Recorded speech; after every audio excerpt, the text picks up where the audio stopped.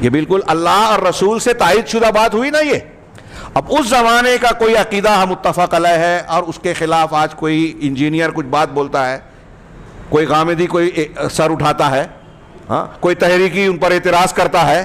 اس زمانے کے صحابہ تابعین اور ان پر جو ہے ان کے مشاجرات اور اختلافات کی تاریخی روایت کو یا حدیث کی ہی روایت کو اٹھا کر ان چیزوں کے خلاف ہمارے سامنے باتیں پیش کرتا ہے جو متفق علیہ ہے.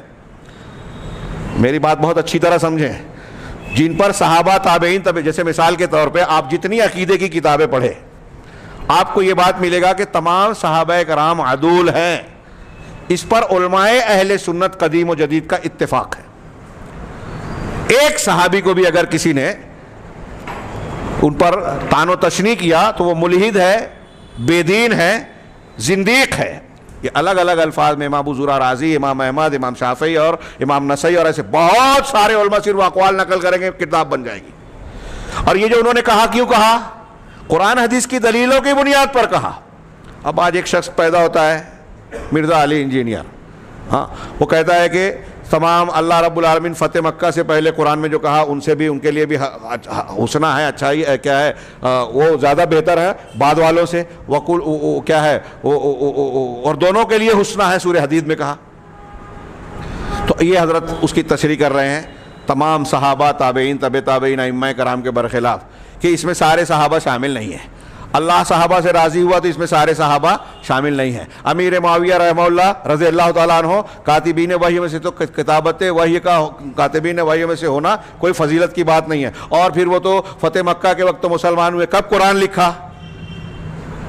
یہ جاہل آدمی آج یہ سوال اٹھا رہا ہے اور ہمارا نوجوان ایسے جاہلوں ایسے گمراہ کرنے والوں کے پیچھے بھاگنے لگتا ہے جن کے بارے میں بار بار کہتا ہوں کہ یہ یہود و نصارہ کے ایجنٹ ہیں, یہ روافظ کے آلہ کار ہیں. لکھ لیجئے کہیں. ایسے لوگ پیدا ہوتے رہتے ہیں اور ہوتے رہیں گے. ایسے لوگوں سے ایک آدمی اہل حدیث اپنے آپ کو کہے اور متاثر ہو جائے, میں ایسے آدمی کو اہل حدیث مانتا ہی نہیں. وہ جاہل ہے, انتہائی نرا جاہل ہے. یہ اس بنیاد پر جو میں کہہ رہا ہوں کہ قرآن حدیث صحابہ تابعین تبع تابعین سارے امام جس پر متفق ہیں, ایک جاہل اس کے خلاف بولتا ہے آپ اس سے متاثر ہوتے ہیں. مطلب وہ سارے کے سارے ناحق ہیں, یہ صحیح ہے. حق تھا ہی نہیں لوگوں کے دور میں, یہ روافظ کے پاس آیا حق, اور روافظ کے ایجنٹ جو آپ کو بتائیں گے دین اور آپ ان کے پیچھے چلو گے. کتنی بڑی گمراہی ہے. تو یہ اچھی طرح سمجھیں. آگے ابھی شبہات کا سلسلہ اب اگلے درس سے شروع ہوگا کہ قرآن نے کچھ شبہات کا اجمالی کچھ تفصیلی جواب دیا ہے. یہ میں عبارت پوری کر دوں, تھوڑی سی چند لائن بچی ہے. یہ انہوں نے کہا کہ اگر ایک جاہل آدمی تفصیلی جواب نہیں بھی دے گا تو کم سے کم یہ ضرور کہے گا کہ تو جو بول رہا ہے باطل ہے, غلط ہے, قرآن حدیث کے خلاف ہے, نہ میں اسے جانتا ہوں نہ سمجھتا ہوں, اور حق انہی کے پاس ہے, ان علماء ربانیین کے پاس جنہوں نے کتاب و سنت کو صحیح طریقے پہ سمجھا ہے, جو میں نے ابھی اتنی تفصیل بیان کی. صحابہ تابعین تبع تابعین اما, انہوں نے جو سمجھا ہے یہی حق ہے. وَنَشَرُ عِلْمَهُمَا اور فی الخلیقہ, اور جنہوں نے مخلوق میں اللہ قرآن اور حدیث کے علم کو پھیلایا ہے اللہ کی خوشنودی کو چاہتے ہوئے اور دار آخرت کے کو چاہتے ہوئے. اذن آخر میں کہتے ہیں کہ نتیجہ کیا ہے؟ فالمشرکون والمبتدعون مغلوبون محزومون امام الحق.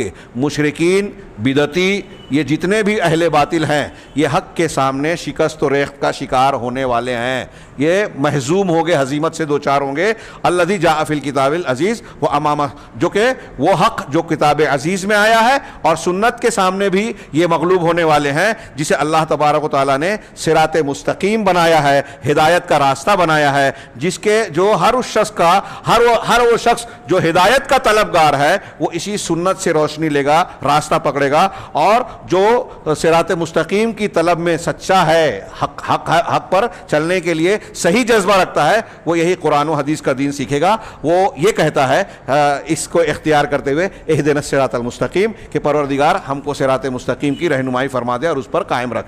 یہ شیخ زید کی شرح